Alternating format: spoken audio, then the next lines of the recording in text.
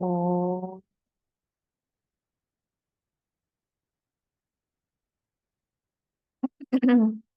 ॐ सहना भवतु सहनौ भुनक्तु सह वीर्यं करवावहै तेजस्विनावधीतमस्तु मा विद्विषावहै। मल्टीप्लिकेशन कितना बड़ा है उस तरह ओम शांति शांति शांति।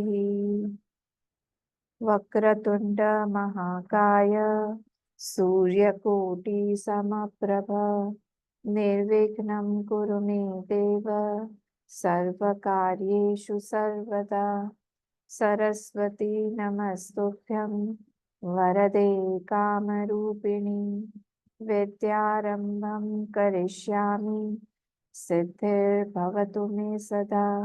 गुरुर्ब्रह्मा गुरुर्विष्णुः गुरुर्देवो महेश्वरः गुरुरेव परं ब्रह्म तस्मै श्री गुरवे नमः। सदाशिवसमारम्भां शङ्कराचार्यमध्यमाम् अस्मदाचार्यपर्यन्तां वन्दे गुरुपरम्परां। श्रुतिस्मृतिपुराणानाम् आलयं करुणालयं नमामि भगवत्पाद शङ्करं लोकशङ्करं। समस्तजनकल्याणे निरतं करुणामयं नमामि चिन्मयं देवं सद्गुरुं ब्रह्मविद्वरं सद्गुरुं ब्रह्मविद्वरम्। ॐ पार्थाय प्रतिबोधितां भगवता नारायणेन स्वयं व्यासेन ग्रथितां पुराणमुनिना मध्ये महाभारतम् अद्वैतामृतवर्षिणी भगवती अष्टादशाध्यायिनी अम्ब त्वामनुसन्दधामि भगवद्गीते भवद्वेषिणी। नमोऽस्तु ते व्यासविशालबुद्धे फुल्लारविन्दायतपत्रनेत्र येन त्वया भारततैलपूर्णः प्रज्वालितो ज्ञानमयः प्रदीपः प्रपन्नपारिजाताय स्तोत्रवैत्रैकपाणये ज्ञानमुद्राय कृष्णाय गीतामृतदुहे नमः। सर्वोपनिषदो गावः दुग्धा गोपालनन्दनः पार्थो वत्सस्तुतिर्भोक्ता दुग्धं गीतामृतं महत्। वसुदेवसुतं देवं कंसचाणूरमर्दनं देवकी परमानन्दं कृष्णं वन्दे जगद्गुरुं कृष्णं वन्दे जगद्गुरुम्। हरिओम सब लोगों को। आज हम लोग 13, 14, 15, 16 श्लोक देखेंगे। So we'll start with the 13th श्लोक।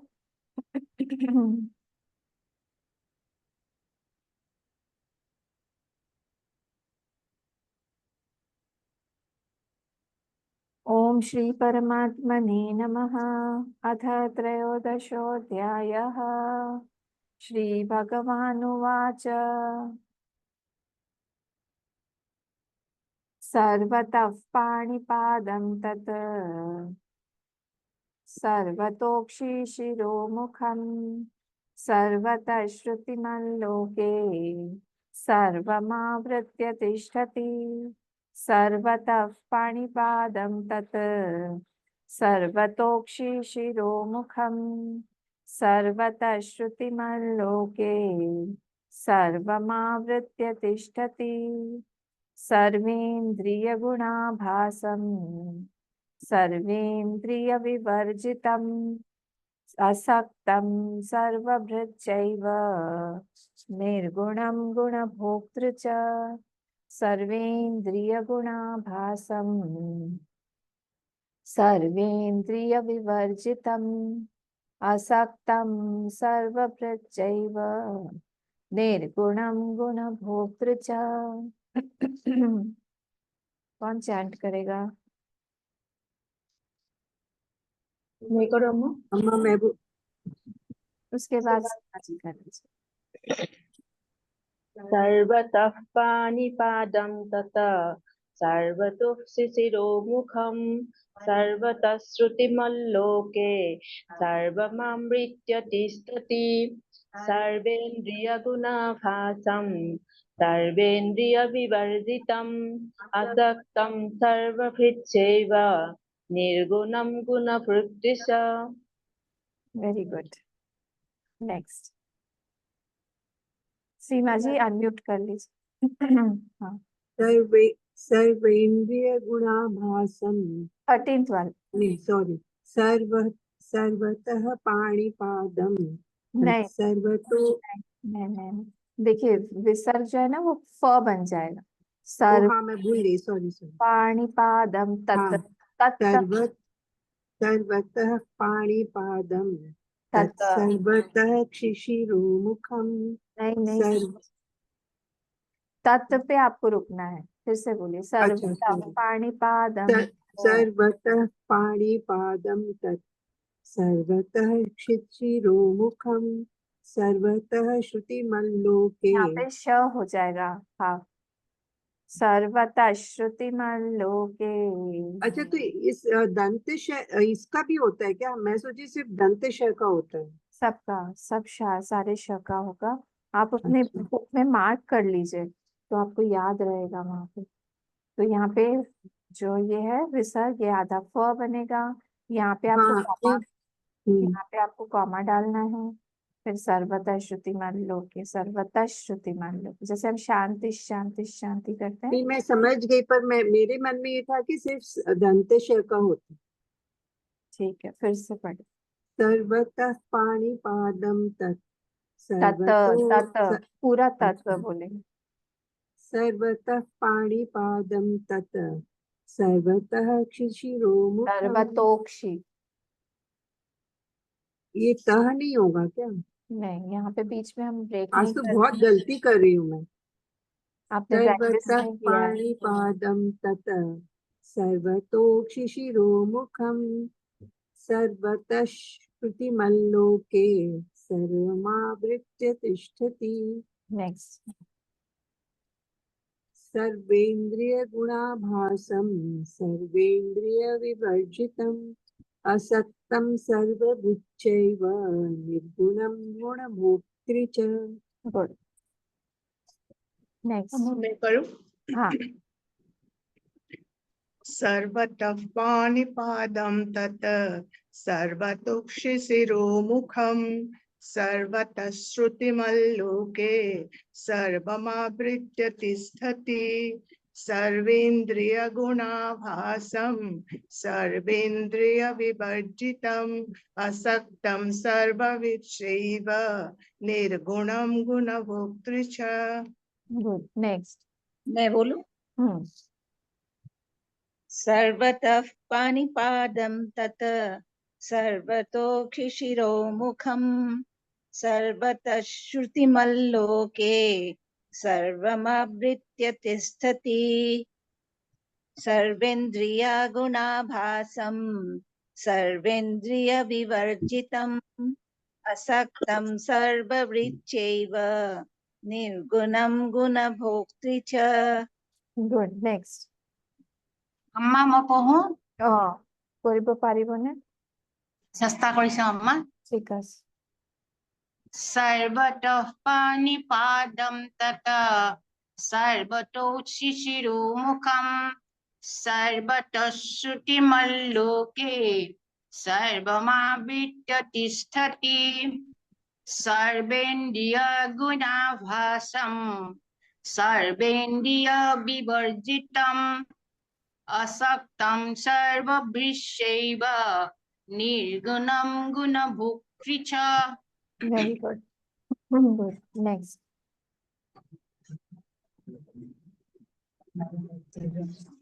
अम्मा मैं पढ़ूं? हाँ पर सर्वतः पाणिपादं तत् सर्वतोक्षिशिरोमुखम् सर्वतः श्रुतिमल्लोके सर्वमावृत्य तिष्ठति। हिमाक्षी एक और बार पढ़ो तो। सर्वतः पाणिपादं सर्वतः तत् यहाँ पे विसर्ग फ बनेगा और नीचे का विसर्ग श बनेगा। सर्वतः पाणिपादं तत् सर्वतोक्षिशिरोमुखम् सर्वतः श्रुतिमल्लोके सर्वमावृत्य तिष्ठति। ठीक है, सर्व इंद्रिय गुणाभासम उसको उसको तोड़ो मत। सर्वेंद्रिय गुणाभासम। सर्वे इंद्रिय गुणाभासम सर्वे इंद्रिय विवर्जितम सर्वे इंद्रिय असक्तम क्यों बोल रही हो? सर्वे इंद्रिय। सर्वे इंद्रिय गुणा सर्वे इंद्रिय विवर्जितम असक्तम सर्वभूतेषु निर्गुणम गुणभोक्तृ च। ठीक है, प्रैक्टिस करो इसको। ओके माँ। ओके, हाँ আমি और বলছি कोई? हम्म सर्वतः पाणिपादं ततः सर्वतः शिशिरोमुखम् सर्वतः श्रुतिमल्लोके सर्वमावृत्य तिष्ठति सर्वेन्द्रियगुणाभासं सर्वेन्द्रियविवर्जितम् अशक्तं सर्वभीचैव निर्गुणं गुणभोक्तृ च। Very good. ठीक है, अब हम लोग नेक्स्ट वाले पे चलते हैं। टाइम हो गया 15th और 16। बहिरन्तश्च भूतानाम् अचरं चरमेव च सूक्ष्मत्वात् तदविज्ञेयं दूरस्थं चान्तिके च तत्। बहिरन्तश्च भूतानाम् अचरं चरमेव च सूक्ष्मत्वात् तदविज्ञेयं दूरस्थं चान्तिके च तत्। अविभक्तं च भूतेषु विभक्तमिव च स्थितं भूतभर्तृ च तज्ज्ञेयं ग्रसिष्णु प्रभविष्णु च। अविभक्तं च भूतेषु विभक्तमिव च स्थितं भूतभर्तृ च तज्ज्ञेयं ग्रसिष्णु प्रभविष्णु च। जल्दी जल्दी, टाइम हो गया है। अच्छा, मैं अम्मा करूँ? मोर बोलिए। और ठीक है।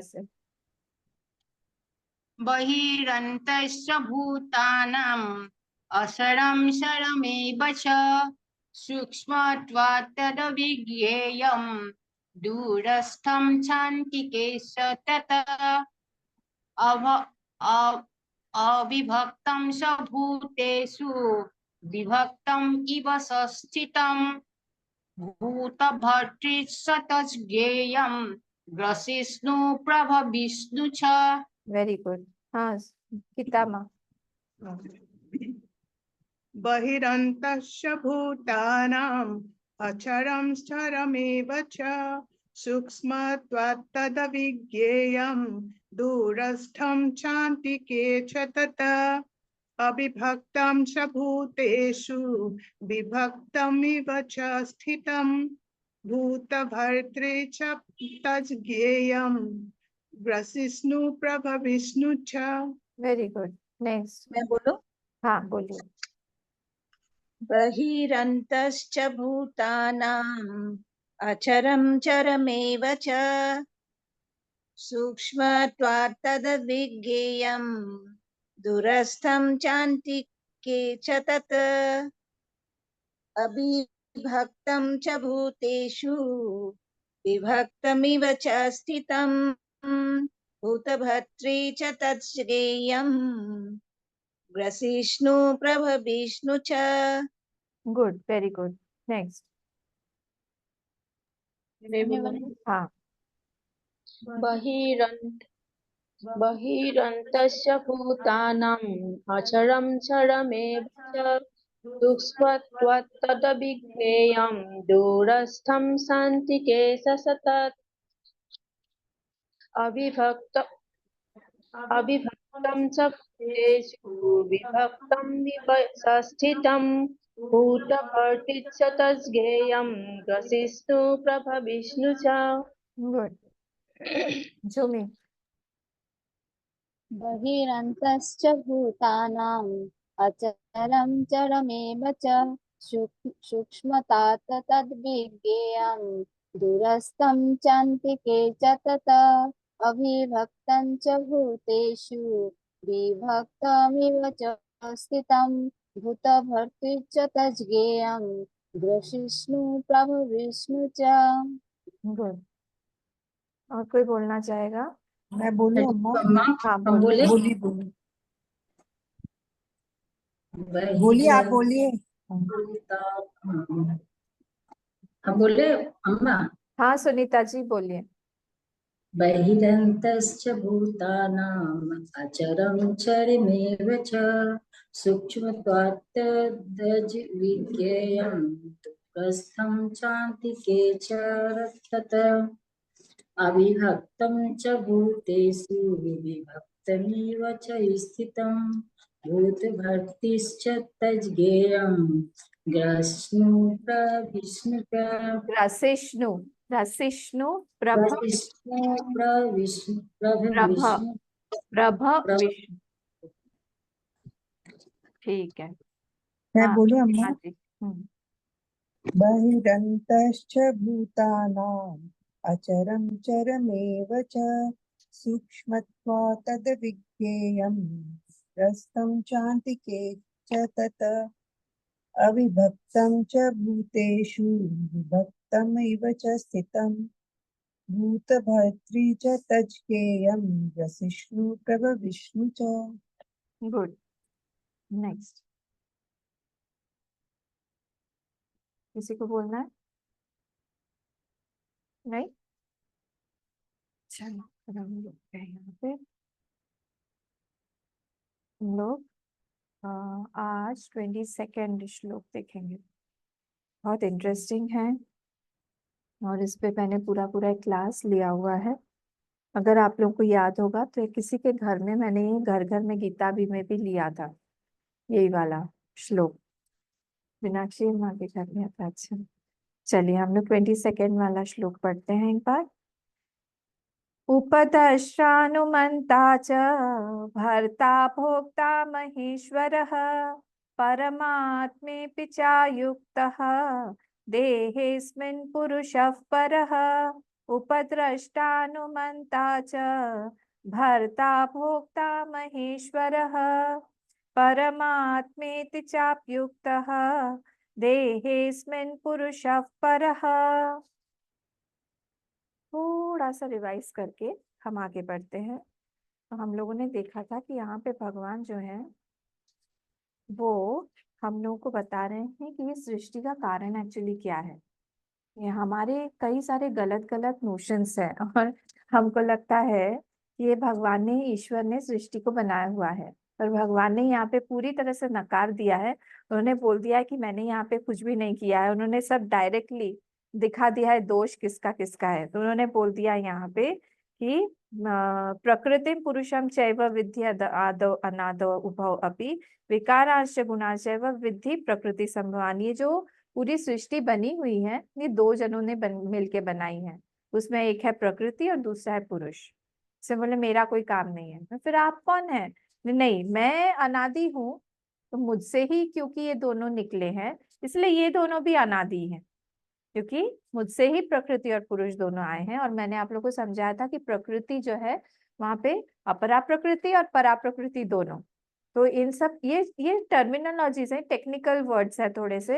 हमको घबराना नहीं है, हमको जानना है कि अपरा प्रकृति क्या है। जितनी भी जड़ सृष्टि हमको दिखाई दे रही है ना आसपास, वो सारी की सारी अपरा प्रकृति में ले लीजिए। कुछ भी जो भी हमको दिखाई दे रहा है इंक्लूडिंग आवर बॉडी, विथ हमारे शरीर के साथ में हमारा शरीर भी जो है वो भी अपरा प्रकृति का एक पोर्शन है।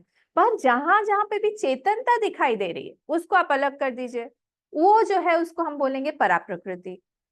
कहीं पे भी किसी भी जानवर जंतु जानवर में दिखाई दे रहा है, किसी भी इंसेक्ट में दिखाई दे रहा है, कीट पतंग में दिखाई दे रहा है, प्लांट्स में दिखाई दे रहा है, मनुष्यों में दिखाई दे रहा है, वो सारा का सारा वो है परा प्रकृति।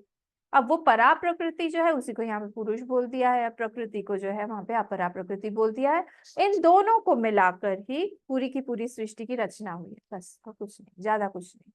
और बोल रहे हैं भगवान कि दोनों ही, हमारा जो क्वेश्चन रहता है कि प्रकृति कब से सृष्टि कब से शुरू हुई, होता है ना, कब बनी थी पहली सृष्टि, कब हुई होगी, कब हुई होगी, और वहां कैसे पहले जो आए थे, दो व्यक्ति आए होंगे, वो दोनों पहले कैसे आए, उनके माता पिता कौन हुए होंगे। कभी कभी बैठ के खुरापाती दिमाग है, तो कभी कभी ये सारी चीजें सोचता रहता है। ये सारी चीजें सोचते समय यहाँ पे भगवान ने बोल दिया है कि तुम माया में जितना उलझोगे, माया तुमको उतना उलझाएगी। इसलिए माया को पकड़ने के बजाय हम लोग को भगवान को, मायापति को पकड़ना चाहिए। उसके पास में आंसर्स है, माया के पास कोई आंसर नहीं है। आपका कोई जवाब माया नहीं दे सकती, माया आपको घुमा देगी। तो ये कब से शुरू हुआ, भगवान ने बोल दिया अनादि है। अब आप पता लगाते रहो कब से शुरू हुआ है। जैसे ही बोल दिया अनादि है, किसके पहले कौन आया, पिता आया पहले या पुत्र आया, पहले बीज आया या पहले वृक्ष आया, पहले अंडा आया पहले मुर्गी आई, आप सोचते रहो, घूमते रहो उसमें। भगवान ने बोल दिया अनादि है, उसका कोई और छोर आप नहीं पता लगा सकते। जैसे शिवलिंग बोला है ना अनादि है, वो लोग ढूंढते रह गए, ब्रह्मा जी ऊपर गए, एक जन विष्णु भगवान नीचे गए, ढूंढते ही रह गए, ढूंढते ही रह गए, कहीं नहीं मिले। जैसे ये भी अनादि है, बोल रहे हैं ये दोनों अनादि हैं। और प्रकृति से क्या क्या निकला है भाई, बोले प्रकृति से विकार, विकार जितने भी तरह के सारे विकार हैं, मतलब कार्य उसके जितने भी सारे दिखाई देते हैं। विकार क्या है, ये हमारा शरीर सबसे बड़ा विकार है, प्रकृति का ही विकार है। मतलब जो मिलके बना हुआ है, जैसे पंच महाभूत से बना हुआ है जो चीज, तो हमारे 10 इंद्रिया, पंच ज्ञानेन्द्रिया, पंच कर्मेंद्रिया, वो सब भी विकार है। हमारा मन वो भी विकार है। अरे हमारे मन को आपने विकार बोल दिया, विकार मतलब कार्य, प्रकृति का कार्य है, प्रकृति से ही आया हुआ है, ये सब जड़ में आएगा। अरे आप कैसे हमारे मन को जड़ बोलते हैं, आपका मन होगा जड़, हमारा मन तो नहीं है जड़। अरे भाई वैसी बात नहीं है, मन के अंदर जो चेतनता है, अब भी मैंने बताया, तो उस चेतनता को अब अलग कर दो। वो चेतनता क्या है, वो चेतनता है परा प्रकृति, और ये सब है अपरा प्रकृति। मन के अंदर जो स्पंदन हमको दिखाई दे रहा है, मन के अंदर जो विचार बार बार उद्भव हो रहे हैं, वो कहीं और से, किसी और से उसने शक्ति ली हुई है। उसके अंदर सामर्थ्य नहीं है कि वो सोचे, क्योंकि वो तो जड़ है, वो जड़ है, उसके अंदर कोई सामर्थ्य, वो बना हुआ है पंचीकृत पंच महाभूत से। तो इसलिए यहाँ भगवान बोल रहे हैं कि सारे गुण, अब गुण क्या है, विकार जब एक दूसरे के साथ में इंटरैक्ट करते हैं, तब जो सुख दुख राग द्वेष इत्यादि जो भी हमारे अंदर अनुभव होता है, वो सब गुण है। ठीक है, तो ये विकार और गुण, ये सब बोल रहे हैं विद्धि प्रकृति सम्मान, ये सब प्रकृति से आया हुआ है। ये सारी की सारी चीजें प्रकृति से आई हैं, प्रकृति से आई है। फिर क्या बोल रहे हैं, कार्य करण कर्तृत्व हेतु प्रकृति उच्यते, बोले बस प्रकृति से इतना ही आया हुआ है क्या, विकार और गुण?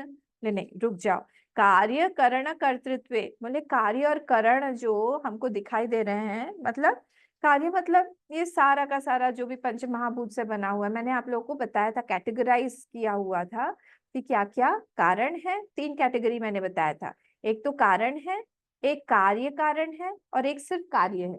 रिमेम्बर मैंने बताया था, कारण सिर्फ ब्रह्म जो है वो सिर्फ कारण है, बीच में कार्य और कारण दोनों ही है। कुछ कुछ कार्य और कारण, जैसे उसी ब्रह्म से आया क्या, महत आया, अहंकार आया, फिर अपंचीकृत पंच महाभूत आया। ये कार्य और कारण दोनों ही है, क्योंकि एक से दूसरा आ रहा है, दूसरे से तीसरा आ रहा है। जैसे हम एंटीना में से घुसाते हैं और एंटीना में अंदर फिर से अपने आप एक के अंदर एक के अंदर एक चला जाता है, वैसा।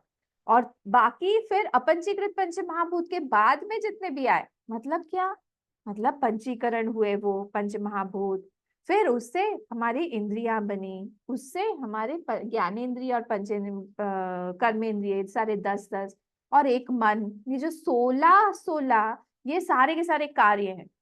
उसके बाद में और कोई कार्य नहीं आया। जैसे अगर हम लोग बोले कि अरे आप कैसे बोल सकते हैं, ये देखिए टेबल बना, ये देखिए चेयर बना, ये सब तो कार्य है। नहीं, ये सब वो पंच महाभूत में ही आ जाएगा। पंच महाभूत से आगे कोई मॉडिफिकेशन हुआ नहीं है। ये सब जब हम इसको जला देंगे तो फिर वापस से ये पंच महाभूत में ही मिल जाएगा।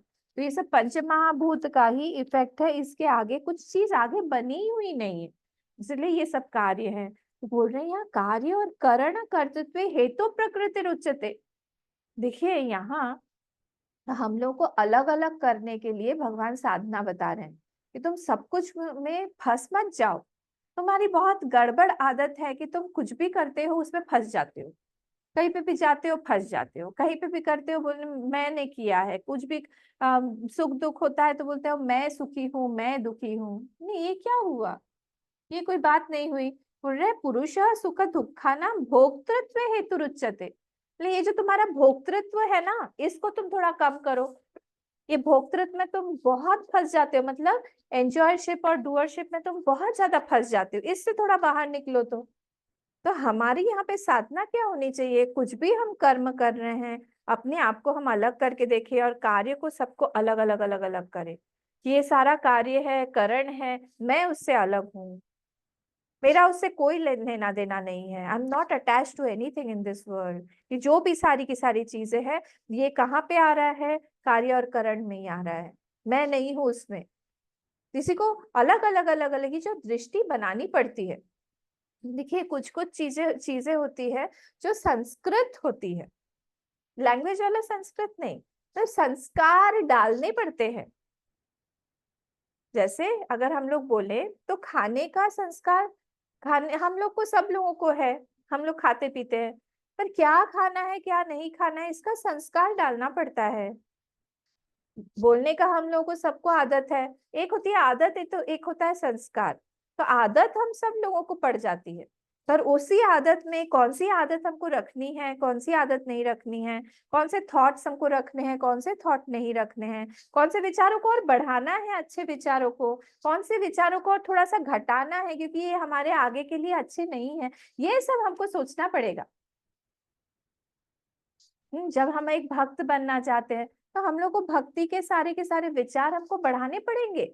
तब हमको हर चीज में हमारे भगवान का हाथ देखना पड़ेगा। अगर हम हमको ज्ञान चाहिए तो हर चीज में हम लोगों को ये विवेक करना पड़ेगा, नीर क्षीर विवेक जिसको हम बोलते हैं, उसको हमें करते रहना पड़ेगा कि क्या सत्य है क्या मिथ्या है, क्या आगे नहीं रहेगा, क्या ब्रह्म है, कौन सा सत्य है।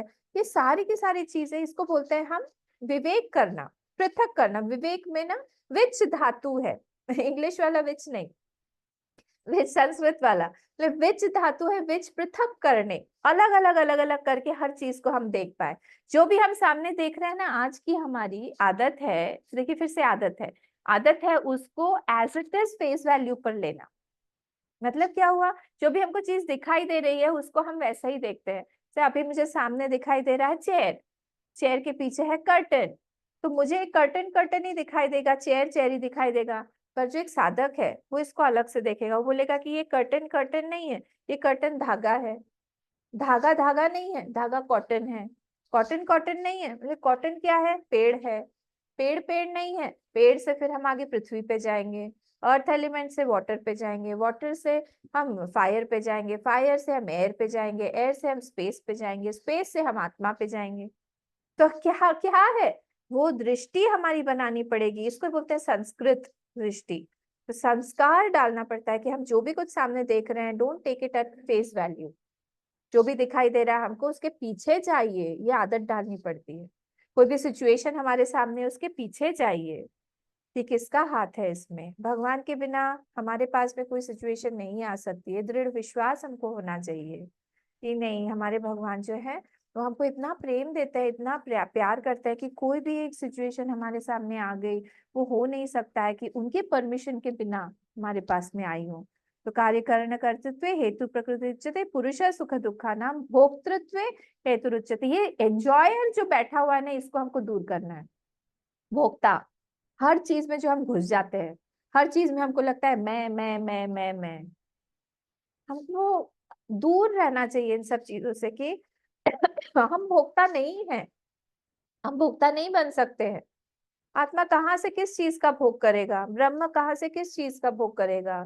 वो जो पुरुष जिसके बारे में यहाँ पे बोल रहे हैं कुछ है ही नहीं, वो उसी से सारा का सारा निकला हुआ है।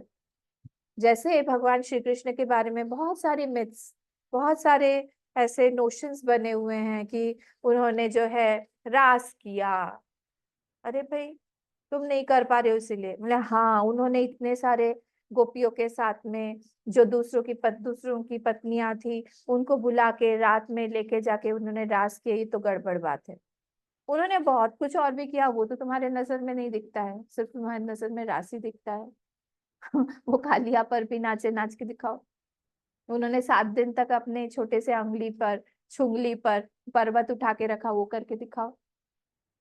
हाँ, उन्होंने अग्नि को पी लिया, पी के दिखाओ। 2 या 3 बार उन्होंने पूरा दावाग्नि को पी लिया, पी के दिखाओ। उन्होंने बहुत कुछ ऐसा ऐसा किया। अर्जुन को वो लेके चले गए दूसरे ही अपने लोक में लेके चले गए, जहां से वो ब्राह्मणों के पुत्रों को लेके आए, वो करके दिखाओ। कई सारी ऐसी चीजें कि छोटे बच्चे थे, 11 दिन के थे, तब पूतना को मार दिया। तुम मार सकते हो ऐसे पूतना को? तुम मार के दिखाओ। जो चीज वो नहीं कर सकते वो नहीं बोलेंगे, ये सारी चीजें बोलेंगे। एक पत्नी व्रत हमारे लिए क्यों है, उनके साथ इतनी सारी पत्नियां थी। अरे वो भगवान है, उनके साथ हम कंपेयर नहीं कर सकते हैं। सूर्य को नहीं बोल सकते हैं कोई कि तुम जो है, तुम सारा का सारा चीज भक्षण कर लेते हो, तुम सब कुछ खा लेते हो, फिर भी तुम जो है इम्प्योर क्यों नहीं होते हो। वो प्योर ही रहेंगे। अग्नि को हम नहीं बोल सकते कि तुम सारी चीजें, गंदगी भी जलाते हो, अच्छा भी जलाते हो, सब जलाते हो, तो तुम इम्प्योर क्यों नहीं बन सकते हो। ये सब नहीं बोल सकते हम। शिव जी को नहीं बोल सकते हम कुछ ऐसे। शिव जी ने पूरा का पूरा धारण कर लिया, विष ही धारण कर लिया। तो ये लोग सब सामर्थ्यवान पुरुष हैं, ये भगवान है, उनकी कैटेगरी अलग है। वो लोग लीला करते हैं, हम लोग जो है, अच्छा ये मैं अलग दृष्टि से बता रही हूँ, फिर मैं दूसरा भी रीजन दूंगी। तो वो लोग जो है उनका विजन जो है वो लीला कर रहे हैं, वो सामर्थ्यवान है, इसीलिए वो ये सब करते हैं। कुछ ना कुछ एक प्रूव करने के लिए, कुछ ना कुछ संसार में कुछ स्थापित करने के लिए करते हैं। बोले हाँ, तो धर्म स्थापित करने आए थे ना, तो अधर्म का काम क्यों किया? अरे भाई, दशम स्कंद में जाके भगवान ने अपनी लीलाओं को शुरू किया। दशम स्कंद के पहले तक यही स्थापित करने में सुखदेव जी लगे हुए थे कि वो भगवान है, वो परमात्मा है, उनसे बड़ा कोई नहीं है। और फिर भी अगर जाके परीक्षित को भी यही प्रश्न आया जो हम लोगों को आता है, और सुखदेव जी ने कहा उफ, क्या करूं मैं इसका, इतना समझाया कि ये भगवान है, ऐसे मत सोचो उनके बारे में, उन्हीं से सृष्टि की रचना है, सच्चिदानंद रूपाय, बार बार बोलते जब कि वहीं से ही सारा का सारा जगत आया है, जगत उनमें ही जाता है, उन्हीं से आया है, स्थिति भी उन्हीं में। तुम समझ ही नहीं पाए,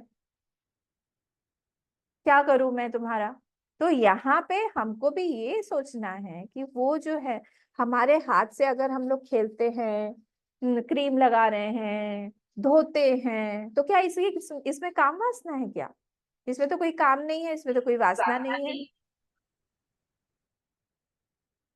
तो इसमें तो कोई वासना है नहीं। तो फिर यहाँ पे जो है वो तुम कैसे बोल सकते हो कि श्री कृष्ण भगवान जो है उनके अंदर वासना आ गई? वो अपनी छाया के साथ खेल रहे हैं, जैसे छाया उनसे कुछ अलग है। यहाँ हमने वही देखा कि एक ही प्रकृति से कार्य करण कर्तृत्व हेतु प्रकृति रुचते, जितने भी शरीर बने हुए हैं सब उन्हीं से आए हैं। तो जब उन्हीं से सारा का सारा जो है, वो तो अपनी छाया देख के ही किसी के साथ लीला कर रहे हैं, किसी के साथ खेल रहे हैं, किसी को मार रहे हैं। कहीं पे भी भागवत में शब्द नहीं आया कि भगवान ने मारा, हर जगह पे आया उद्धार किया। देखा आपने? हाँ, हम लोग मारेंगे, भगवान उद्धार करते हैं। उतना उद्धार, काली उद्धार, हर जगह पे जहां जहां पे भी मारा है वहां केशी उद्धार, कंस उद्धार।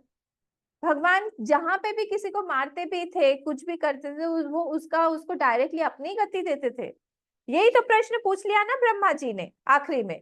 ब्रह्मा जी ने उनको यही पूछा कि प्रभु आप मुझे एक बात बताइए, आपने पूतना को मोक्ष दिया, जितने भी सारे बाद में भी सारे एक के बाद एक सारे राक्षस आए, सबको आपने मुक्ति दी।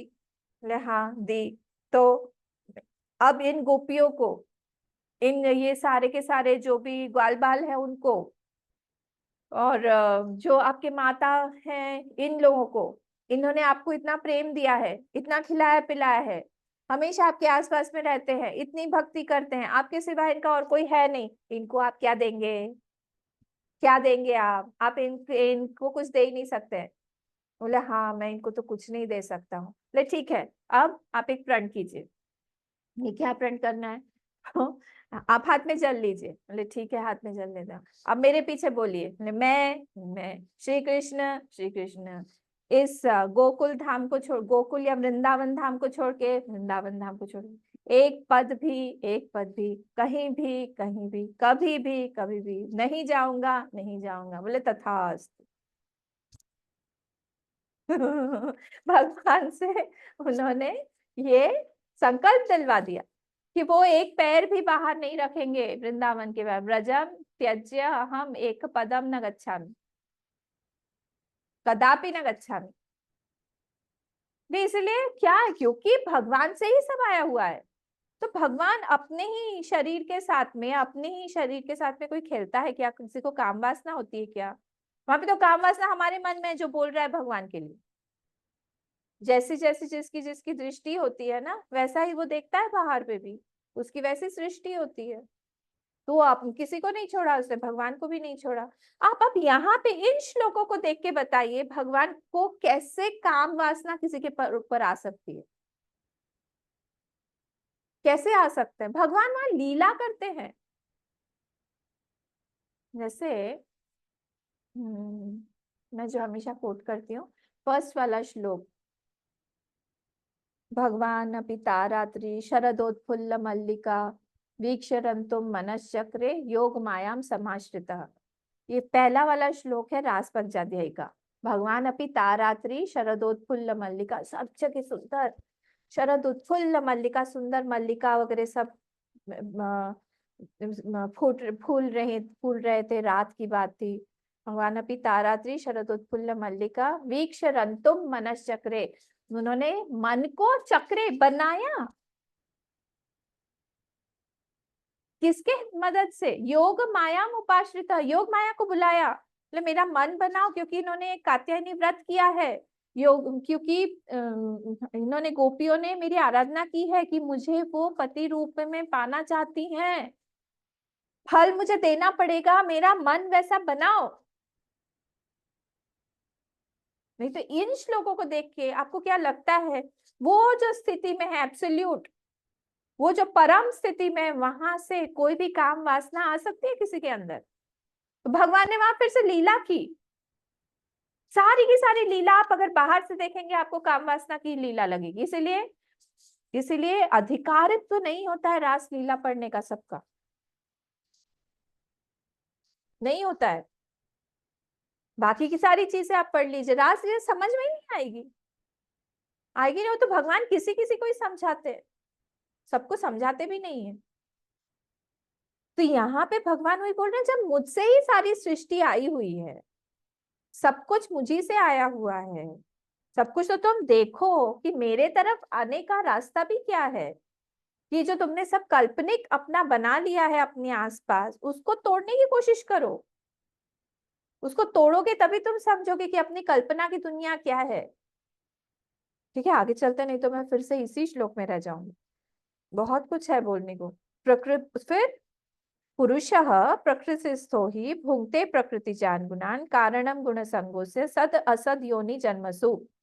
ये जो सेकंड लाइन है ना 21 श्लोक का, ये थोड़ा सा डाइवर्शन है। मतलब जो हम लोग एक्चुअली अभी जो हमारा चल रहा है टॉपिक, उससे थोड़ा सा डाइवर्शन हो गया।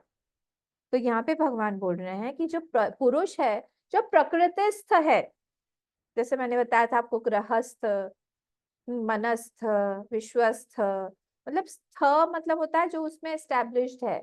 तो जो पुरुष मतलब जीव जब प्रकृतिस्थ हो जाता है कि ये अब मेरा शरीर है, मैं स्त्री हूँ, मैं पुरुष हूँ, मैं बच्चा हूँ, मैं माता हूँ, मैं पिता हूँ, ये इसको बोलते हैं हम प्रकृतिस्थ हो जाना। हम अपना नेचर भूल गए हैं, हम कौन है, और हम प्रकृतिस्थ हो रहे हैं। और क्या हो गया? भोगते प्रकृति जानना। अब वो तरह तरह से अब वहां पे भोक्ता बन के घूमता रहता है।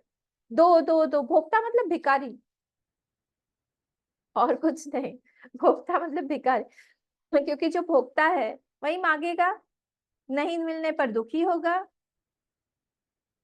ये सारे के सारे ना, ये सारे के सारे हम बोलेंगे दास है। राजा नहीं है, सब दास हैं। दासत्व स्वीकार कर लिया है उन्होंने, उनको अच्छा लगता है दास बन के ही रहने। ठीक है, तो यहाँ पे ये बोला जा रहा है कि ये पुरुष जो है जैसे ही प्रकृतिस्थ हो जाता है वैसे ये दास बन जाता है और भूंगते प्रकृति जान गुणान, और इधर उधर भीख मांगता घूमता रहता है भोक्ता बन के, मुझे दे दो दे दो दे दो।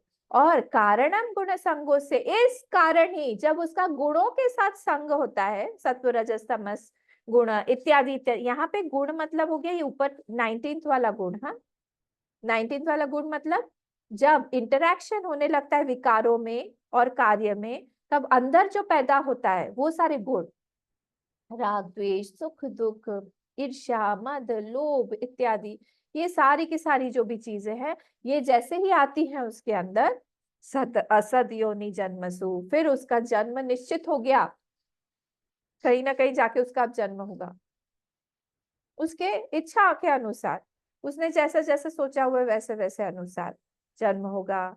हाँ, अब हम जो है नेक्स्ट वाले श्लोक पे चलते हैं। मैं देखती हूँ कितना कंप्लीट कर सकती हूँ। उपद्रष्टानुमंता, ये सारे के सारे उसी भगवान के, आत्मा के ही, ब्रह्म के ही नाम दिए हैं भगवान ने, कि तुम जो है मुझे उस स्वरूप से जानो। तुमने मुझे नीचे बहुत घसीट लिया, पर मेरा जो असली रूप है उसको तुम जानो। देखिए, अगर मैं जो भी हूँ, मैं बाहर जैसे जाती हूँ, मुझे सब लोग जानते हैं, ऊपर ऊपर से जानेंगे, थोड़ा बहुत जानेंगे, पर जो मैं घर में हूँ, जैसे मैं ओरिजिनली हूँ, वो मैं चाहूंगी कि वो मेरा जो प्रियतम है, मेरा जो प्रिय लगने वाला व्यक्ति है, वो मुझे वैसा जाने कि मैं एक्चुअली कौन हूँ। बाहर जैसे हूँ, सबके सामने जो हम बोलते हैं फॉर्मेलिटीज के साथ में, तो भगवान का जो रूप है ना, जिसको हम पूजा करते हैं, जिसको हम लोग प्रणाम करते हैं, जिसकी हम भक्ति करते हैं अभी, उसको हम, वो हमारा फॉर्मल वाला रूप है। और भगवान हमसे कह रहे हैं कि तुम, मैं ओरिजिनली जो हूँ, जो मेरा स्वरूप है, जो मैं कभी मरता नहीं हूँ, जो मैं कभी किसी एक आकार में बंधता नहीं हूँ, एक देश में बंधता नहीं हूँ, उसको तुम जानो। जब तुम जानोगे मुझे पूर्णतः, पूरी तरह से तुम मुझे जान लोगे। और भगवान इंतजार कर रहे हैं कि कब हम भगवान को उस स्वरूप तक जानेंगे। भगवान हमको जनाना चाह रहे हैं बार बार बार बार, इसीलिए ये सारे ग्रंथ है हमारे हाथ में आज। आप मत सोचिए कि ये सारा ग्रंथ हमारे हाथ में ऐसे ही आ गया, या फिर एक कोइंसिडेंस हो गया, या एक्सीडेंटली आ गया, या ऐसे ही बाय चांस, जिसको हम बोलते हैं बाय चांस आ गया। ये नहीं है। भगवान ने हम लोगों की सिचुएशन बहुत काट काट के टेलर करके बनाई है कि एक दिन हम ऐसे बैठेंगे और सुनेंगे, गीता हमारे हाथ में आ जाएगी, परमानेंट आ जाएगी, फिर कभी नहीं जाएगी। भगवान बहुत सोचते हैं हमारे लिए। पता नहीं आप सोचते हैं कि नहीं भगवान के बारे में, कि भगवान सोचते हैं आपके लिए। ऐसे तो हम पूजा दिखा देते हैं, बहुत टेक्निकल, बहुत मैकेनिकल हम लोग करते हैं, पर क्या आपने सोचा है कि भगवान सोचते हैं हमारे लिए भी बैठ के? जैसे हम भगवान के लिए सोचते हैं, भगवान भी बैठ के कभी हमारे लिए प्लान करते हैं कि हाँ, इस जीव को इसी जीवन में उद्धार करना है, चलो ये नहीं तो अगला जीवन में तो इसको मुक्ति देनी है, मुक्ति दे कि इसको हमारे पास में बुलाए, इसकी इच्छा है हमारे पास में कुछ दिनों के रहने की। अच्छा, तो अभी तो हमारा कली जो है, कलयुग चल रहा है, अभी कली अवतार भी होने वाला है, उस समय इसको बुला लें क्या? नहीं, वो परेशान होगा, चलो इसको हम राम अवतार में बुला लेते हैं, उस समय इसको हम सखा बना लेते हैं, चलो फिर से इसको और भी इच्छा है तो चलो कृष्ण लीला के समय में भी बुला लेंगे। आपने कभी सोचा है भगवान ऐसे ऐसे हमारे लिए प्लान करते होंगे, सोचते होंगे? ना, आप भी क्या क्या बोलते हैं पता नहीं। अरे करते हैं भगवान, क्यों नहीं करेंगे? भगवान करते हैं। एक बार रात में जब महाभारत का युद्ध चल रहा था, तो युधिष्ठिर ने देखा कि भगवान श्री कृष्ण अपने शिविर से बाहर निकल गए, रात, एकदम बीच रात में। तो युधिष्ठिर ने कहा कि मैं देखूं तो जा कहाँ रहे हैं, तो चुपचाप चुपचाप पीछे हो लिए उनके। पीछे पीछे पीछे पीछे जब जा रहे थे, इन्होंने देखा कि ये अर्जुन के शिविर में जाके घुस गए। ये अर्जुन के शिविर में क्यों घुसे? तो ये भी पीछे पीछे घुस गए। तो अर्जुन को उन्होंने उनका सर जो है अपनी गोद में रखा और ऐसे ही ऐसे करके उसको शांत कर रहे थे, बार बार बार बार ऐसे ऐसे करके उसके सिर पे से हाथ हिला रहे थे, ऐसे ऐसे कर रहे थे। तो युधिष्ठिर से रहा नहीं गया, बोले भगवान आप क्या कर रहे हैं? हम लोग को आप पाप में डाल रहे हैं, आप उसको अपनी गोदी में सर रख के आप उसको सुला रहे हैं, क्या कर रहे हैं आप? बोले नहीं, इधर आइए भैया, इधर आइए आप। बोले अब युधिष्ठिर नीचे गए, बैठे नीचे, वहां पे नीचे लेटे हुए थे अर्जुन। इसके हाथ में आप कान लगा के सुनिए। उन्होंने सुना कान लगा, श्री कृष्ण शरणम मम, श्री कृष्ण शरणम मम, श्री कृष्ण शरण। ले अब आप इसके छाती पे कान लगा के सुनिए, श्री कृष्ण शरणम मम, श्री कृष्ण शरणम, श्री कृष्ण। अब इसके आप चरणों में जाइए, चरणों में कान लगा के सुनिए, तो वहां पे भी श्री कृष्ण शरणम मम, श्री कृष्ण शरणम मम, श्री कृष्ण कंटिन्यूअसली आवाज आ रही थी। बोले देखिए, अगर ये सोते हुए भी ये मुझे भूल नहीं रहा है, मुझे भुला नहीं पा रहा है, बार बार बार मुझे बुला रहा है, मैं कैसे सोऊं? इसलिए मैं इसको शांत करने आई हूँ कि तुम सो जाओ भाई, मुझे भी सोने दो, मुझे भी कल युद्ध पे जाना है, सिर्फ तुम ही को नहीं जाना है, मुझे भी करना है युद्ध, तो इसीलिए मैं इसको सुलाने के लिए आया हूँ। तो जब हम भगवान के लिए सोचेंगे तो भगवान भी हमारे लिए सोचते हैं, भगवान भी हमारे लिए प्लान करते हैं। पर हम लोग तो अब हमारे ऊपर है कि हम कितना प्लान करते हैं। क्या हमने प्लान किया है कभी भी? आपने सोचा है कि अगर भगवान एकदम से आपके पास में आ जाए तो आप क्या खिलाएंगे उनको, क्या स्तुति करेंगे उनकी, क्या बातचीत करेंगे उनके साथ में? सब प्लान करके रखिए। मैं आप भी ना, क्या क्या बात, उनको क्या दर्शन होंगे? बस यही तो है ना, यही विश्वास ही तो नहीं है ना। जब हम प्लान करेंगे कि हाँ भगवान आएंगे तो हम यहाँ पे बिठाएंगे, जैसे शबरी माँ रोज करती थी, रोज, एक दिन भी उनका ऐसा नहीं जाता था जब वो बेर तोड़ के और फूल का आसन नहीं बनाती थी, और बेर और फल अलग अलग, सिर्फ बेर ही नहीं था, शबरी के बेर जो बोलते हैं, बहुत सारे फल उनको पता था। हर एक ऋतु में कितने साल तक उन्होंने इंतजार किया था ना भगवान का, तो उनको पता था प्रत्येक ऋतु में कौन से पेड़ पर सबसे मीठा फल पैदा होता, फल लगता है। वो सारे तोड़ तोड़ के लाती थी, फिर शाम को फिर से फेंक देती थी, क्योंकि सारे फूल मुरझा जाते थे। आज भी भगवान नहीं आए, पर कहीं ना कहीं एक उनको उम्मीद जरूर रहती थी कि मैं एक दिन आगे खिसक गई जब मुझे दर्शन होंगे। क्यों? क्योंकि मुझे गुरु ने बोला है कि वो आएंगे, तो वो आएंगे। ये विश्वास क्यों नहीं है हमारा भी कि हमारे भगवान आएंगे, हमसे मिलने आएंगे? तो जो हमको प्रिपेयर तो करना चाहिए वैसे, कि जब वो आएंगे तब हम उनको क्या बोलेंगे, कौन सी स्तुति गाएंगे उनके लिए, क्या खिलाएंगे पिलाएंगे उनको। तैयार रखिए, पता नहीं कब आ जाए। और फिर आप बोलेंगे अम्मा आपने तो बताया ही नहीं था। मैं बोलूंगी मैंने बता दिया था, आप लोग, आप इसे तैयारी नहीं की। ठीक है, तो ये उपद्रष्टा अनुमंता चाहिए, सारे के सारे उस लेवल से, ये सारे के सारे शब्द है। भगवान बोल रहे हैं मुझे जानो, मैं कौन हूँ। तो अलग अलग अलग अलग शब्द अलग अलग सापेक्ष में है, जैसे उपद्रष्टा। अब ये उपद्रष्टा क्या हुआ? उपद्रष्टा मतलब होता है जो दृष्टा, हमको पता है। तो जो दृष्टा होता है वो क्या होता है? जो सबसे अंदर, जो सब कुछ देख रहा है चुपचाप, दृष्टा उसको बोलते हैं। जो किसी भी चीज में नहीं है, जो भाष्य में, जो भगवान भाष्यकार ने, मतलब शंकराचार्य भगवान ने जो भाष्य लिखा है ना गीता पे, उसमें उन्होंने एक एग्जाम्पल दिया है। उन्होंने कहा है कि यज्ञ चल रहा है, हवन यज्ञ, उसमें जो यज्ञ करने वाला होता है और जो होता है, होता पुरोहित वगैरह ये सब लोग होते हैं, उनकी एक एक चीज बारीकी से जानने वाला कि ये क्या गड़बड़ कर रहा है, ये क्या अच्छा कर रहा है, इसमें क्या अच्छाई है, इसके इंटेंशंस में, इंटेंशन भी होता है कुछ, इंटेंशन में क्या बुराई है क्या अच्छाई है, जो चुपचाप एक व्यक्ति जान रहा है सारी चीजों को, पर वो उस हवन में इन्वॉल्व नहीं है, इसको बोलते हैं दृष्टा।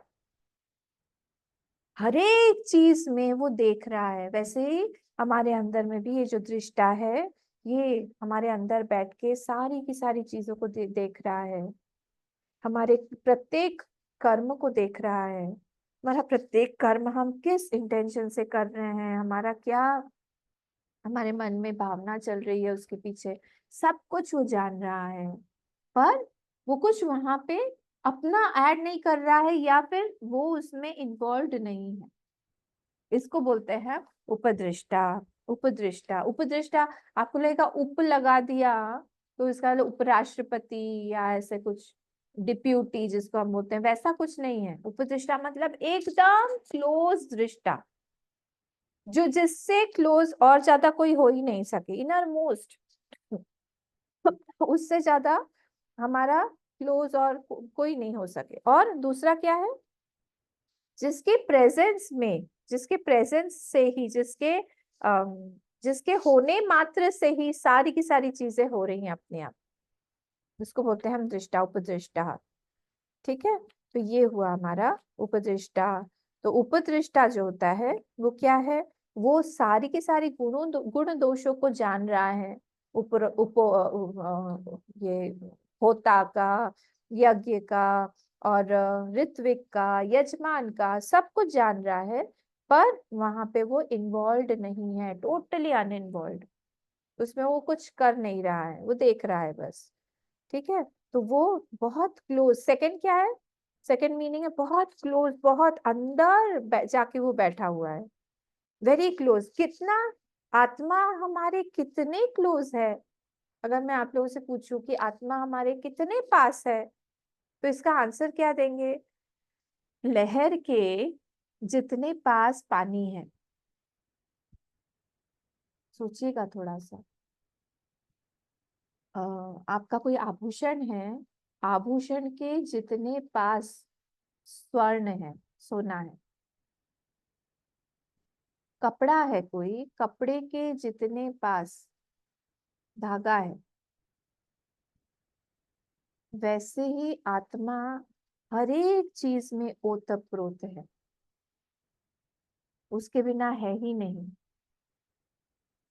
उसके बिना रहे, इतना क्लोज है वो। ठीक है, तो ये हुआ हमारा, जैसे हम बोले कि स्पेस, स्पेस का एग्जाम्पल लेते हैं, आकाश, हर एक जगह पे स्पेस है, आकाश है। हाँ, वो वाला आकाश नहीं, स्पेस मतलब जो हमको अकोमोडेशन दे, तो वो सारा स्पेस हर एक चीज में है कि नहीं, जल में भी है, आप किसी फर्नीचर में देखें वहां पे भी है, स्पेस हर जगह पे है, पर अनइन्वॉल्व, उसमें वो इन्वॉल्व नहीं हो रहा है, उसमें कुछ कर नहीं रहा है। उसी तरह से ये भी उपदृष्टा बन के वो बैठा हुआ है। कितने पास में, श्रोत्रस्य श्रोत्रम, मनसो मनोयत, वाचो हवाचम सौ प्राणस्य प्राण, ही केनोपनिषद का मंत्र है। वो श्रोत्र का भी श्रोत्र है, कान का भी कान, श्रोत्र से श्रोत्रम, मनसो मनोयत, मन का भी मन है, वाचो हवाचम, जो वाक का भी वाक है, वाचो हवाचम सौ प्राणस्य प्राण, वो प्राण का भी प्राण है। समझ में आया, चक्षुष चक्षुरतिरिक्त धीरा, वो चक्षु का भी चक्षु है। प्रेत्यास्मात् लोकात् अमृता भवन्ति, जो इसको इस तरह से जानता है वो भगवान में ही एक हो जाता है। जिस समय वो अपना शरीर छोड़ता है वो भगवान में लीन हो जाता है। जैसे भगवान ने मीराबाई को अपने अंदर मिला लिया, कबीरदास जी का भी कुछ चोला मिला नहीं, नामदेव, भगवान नामदेव जी तो रथ रथ आया था उनको लेने के लिए, साथ में चले गए, से वो भी लीन हो जाता है भगवान में। कभी सशरीर, कभी विदेह मुक्ति मिल जाती है उसको, मतलब देह त्याग करने के बाद में, तो डिपेंड करता है कि कैसा है, पर ये दृष्टि से ही उसको भगवान की प्राप्ति होती है। तो ये उपदृष्टा, ठीक है, उपदृष्टा ये था हमारा। फिर अब नेक्स्ट वाला मंत्र वर्ड क्या, अनुमंता। अनुमंता मतलब क्या, जब आप कोई भी काम करते हैं तो पीछे से कोई ना कोई आपको बोलने वाला है कि नहीं कि यार तुमने अच्छा काम किया है, किसी को पता नहीं है, पर फिर भी अंदर से कोई ना कोई एक बोलने वाला। चुपचाप हम गए मंदिर में, सपोज कि आज हमारा जन्मदिन है तिथि वाला, किसी को हमने बताया नहीं कि क्या बार बार बताया कि तिथि में भी हम जन्मदिन मनाते हैं, बाद में भी मनाते हैं, दो दो। हमारा आज तिथि है, हमने क्या किया, हलवा पूरी बनाया और थोड़ी सी आलू की सब्जी बनाई सुबह सुबह, और 5-5 पूरी और थोड़ी सी सब्जी उसमें पैक किया और हलवा का एक एक दोना बनाया, और हम मंदिर में गए। और आज शनिवार है तो शनि मंदिर में काफी भीड़ थी, और वहां पे हमने सब गरीबों को खिलाया, सब जितने भी बच्चे थे, सब लोग थे, सब लोग को दिया हमने, चुपचाप दिया, और फिर चुपचाप वापस घर आ गए। मन में एक भी भावना नहीं है कि हम किसी को बताएं, या कोई भी आशा भी नहीं है कि कोई हमारी बहुत प्रशंसा करे, पर अंदर फिर भी एक आवाज जरूर आपको मिलती है, बहुत अच्छा, शाबाश, बहुत अच्छा किया, हम खुश हैं। और वो कैसे प्रकट होता है, हमारे अंदर से प्रकट होता है, जब हमारा मन बहुत खुश होता है, हमको बहुत तृप्ति होती है, संतोष होता है मन में। वो कोई बाहर से नहीं बोलता है हमको, हमें अंदर से ही प्रतीति होती है। उसी को बोलते हैं अनुमंता। कौन अनुमोदन कर रहा है, अनु हर एक थॉट के पीछे पीछे पीछे पीछे लगा हुआ है। क्योंकि मैंने अभी बताया था ना, मन जो है वो तो जड़ है, तो मन में जो हमारे विचार आते हैं वो भी जड़ है। तो ये चेतनता कहाँ से आई उस थॉट में, ये तो हमको सोचना पड़ेगा ना। अगर हमारे मन एक के बाद एक के बाद एक विचार प्रकट कर रहे हैं, मन है जड़, पत्थर में विचार आते हैं क्या? या ये चेयर जो है उसमें विचार आएगा, टेबल पे विचार आएगा, लैपटॉप पे विचार आएगा? उसमें तो विचार नहीं आता है। तो हमारे मन में ही कैसे विचार आता है? तो अगर हमारे मन में विचार आता है, इसका मतलब है कहीं ना कहीं किसी ना किसी चेतन से वो उधार लेता है। इसी को केनोपनिषद में एक मंत्र में बोला है, प्रतिबोध विदितम मतम, प्रतिबोध विदितम मतम। हर एक प्रतिबोध, हर एक वृत्ति के पीछे, हर एक विचार के पीछे क्या है, प्रतिबोध विदितम, मतलब एक ये लगा हुआ है, एक भगवान जो है आत्मा का वृत्ति, एक वृत्ति जो है वो चेतन की लगी हुई है, लगी हुई है, लगी, तभी वो वृत्ति में मूवमेंट है, तभी उस वृत्ति में सोचने की क्षमता है, उस वृत्ति में आगे बढ़ने की क्षमता है, विचार करने की क्षमता है, चेंज होने की क्षमता है। सारी जो ये सब हमको चेतनता उसके अंदर दिखाई दे रही है, वो कहीं से ली हुई है, उसकी नहीं है, ली हुई है। कितनी बढ़िया बात है। वो कौन है? हर एक हमारे विचार के पीछे वो अनुमंता बन के लगा हुआ है, लगा हुआ है, लगा हुआ। ठीक है, तो ये हुआ हमारा अनुमंता। तो अब एक मनुस्मृति का एक श्लोक है बहुत सुंदर, इसको चाहिए तो आप लोग लिख लीजिए। 5 धर्म के 5 वेज जो हमको समझ में आएगा कि हम धर्म का काम कर रहे हैं क्या कि नहीं। क्या है? श्रुति स्मृति सदाचार, लिख लीजिएगा सब लोग। श्रुति स्मृति सदाचार स्वस्य च प्रियमात्मनः, स्वस्य च प्रियमात्मनः, श्रुति स्मृति सदाचारः स्वस्य च प्रियमात्मनः सम्यक् संकल्पजं कामं धर्ममूलम् इति स्मृतम्। सम्यक् धर्ममूलम्, सम्यक् संकल्पजं कामं धर्ममूलम् इति स्मृतम्। ये मनुस्मृति का श्लोक है। बोले अगर हमको पता करना है कि कोई चीज हम धर्म के हिसाब से कर रहे हैं कि नहीं, धार्मिक है कि नहीं, सबसे पहले देखिए श्रुति में है कि नहीं। श्रुति मतलब वेदों में, और वेद में नहीं मिला आपको तो देखिए पुराण में है कि नहीं, स्मृति में। स्मृति कई तरह, गीता भी एक स्मृति है, फिर हमारे पास में पाराशर स्मृति है, मनुस्मृति है, बहुत सारी स्मृतियां हैं। फिर जो है सदाचार, सदाचार मतलब होता है कि श्रेष्ठ व्यक्तियों ने उस परिस्थिति में, जिस परिस्थिति में आप हैं उस समय में कैसा आचार किया हुआ है, कैसा व्यवहार किया हुआ है, उसको बोलते हैं हम सदाचार।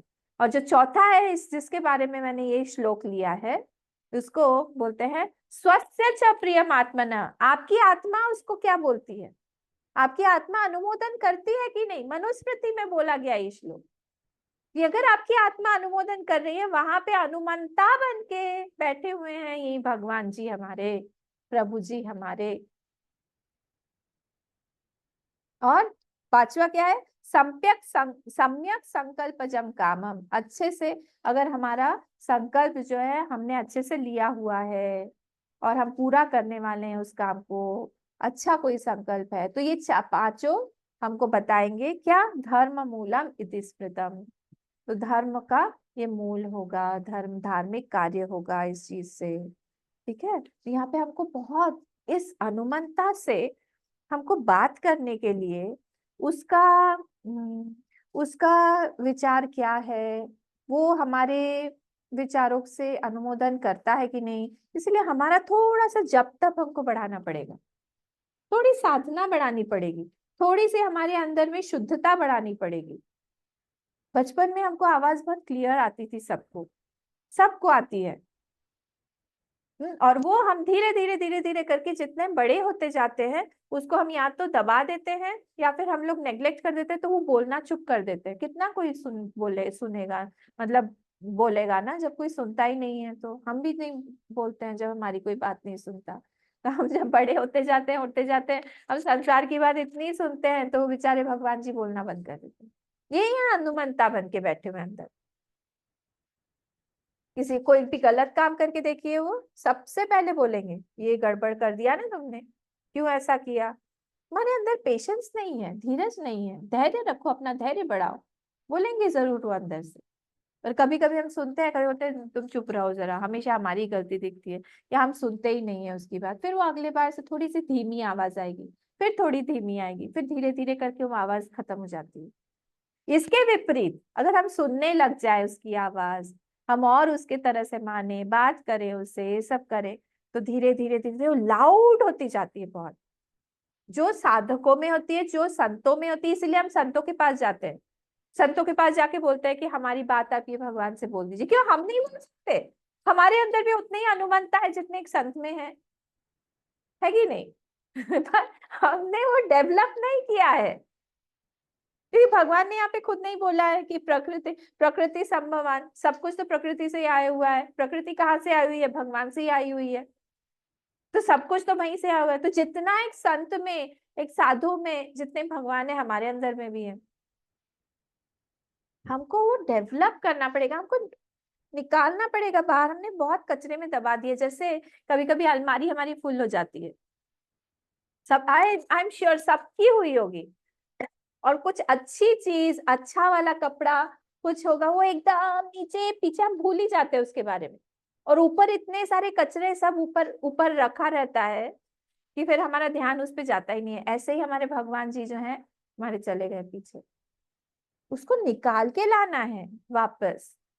आप कुछ कुछ समय के लिए ना, जब साधन करें, भजन करें, छोटे बन जाइए, अपना बचपन याद करिए। आप बचपन में कैसे थे, भगवान के साथ कैसे बात करते थे, वैसे बच जाइए, बिल्कुल बच्चे एकदम। क्योंकि हम तो हमारे भगवान के सामने हमेशा ही छोटे ही रहेंगे। वो कितने ही बड़े हैं हमसे हर चीज में। वैसे बन के उनके पास में जाइए, बोले भगवान आप प्लीज, आप फिर से हमको अपना लीजिए, हमको फिर से आपकी आवाज सुनाई दीजिए। हमको आपका सब कुछ देखना है, सुनना है, बांसुरी सुननी है, आपकी आवाज सुननी है। बोला जाता है आपकी बहुत मेघ गंभीर आपकी आवाज है। हम ऐसा सुना है कि आपका जो रूप है, शाम में जब काले काले मेघ आकाश में आते हैं, वैसा आपका वर्ण है। हमको भी दिखाइए ना वैसा वर्ण, तब हमको दिखेंगे आप। ये मैं भगवान नारायण के बारे में बोल रही हूँ। अगर शिव जी का है तो उनका तो कर्पूर गौरम करुणावतारम, कर्पूर जैसे एकदम धवल, उस पे उन्होंने लगाया हुआ है भस्म, 3 नेत्र के साथ में है, सुंदर जटा है, जटा से उनका धीरे धीरे धीरे धीरे ऐसे गंगा जी बह रही हैं, चंद्रमा है ललाट पर, बहुत सुंदर सा शांत सा शांभवी नेत्र है उनके। शांभवी मतलब होता है ना अंतर्दृक बाह्य दृष्टि, तो अंदर भी दृष्टि है, बाह्य भी है, एकदम चक्षु एकदम अधमीलित नेत्र है उनके, भस्म भूषित है पूरी तरह से। वैसा नहीं, अब कब दिखाएंगे हमको? बोलिए उनसे, बात करिए उनके साथ में। संसार के साथ हम पक पक पक पक पक पक पक पक पक पक पक पक पक पक पक पक पक पक करते रहते, हम भगवान के साथ नहीं बोलते हैं इतना। बहुत वाचाल है हम लोग, पर हम संसार के साथ में, भगवान के साथ नहीं। भगवान के साथ में बात करिए, फिर देखिए, मुझे आप बताइएगा, मुझे मेरे साथ एक्सपीरियंस अपना शेयर जरूर करिएगा कि भगवान ने क्या क्या बोला आपको। ठीक है, तो आज हम यहाँ पे खत्म करते हैं। हम लोग कहाँ तक पहुंचे? उपद्रष्टानुमंता च, हर्ता भोक्ता महेश्वर से हम लोग कर लेंगे। ओम पूर्णमदः पूर्णमिदं पूर्णात् पूर्णमुदच्यते पूर्णस्य पूर्णमादाय पूर्णमेवावशिष्यते। ओम शांति शांति शांति। हरि ओम। श्री गुरुभ्यो नमः। हरि ओम।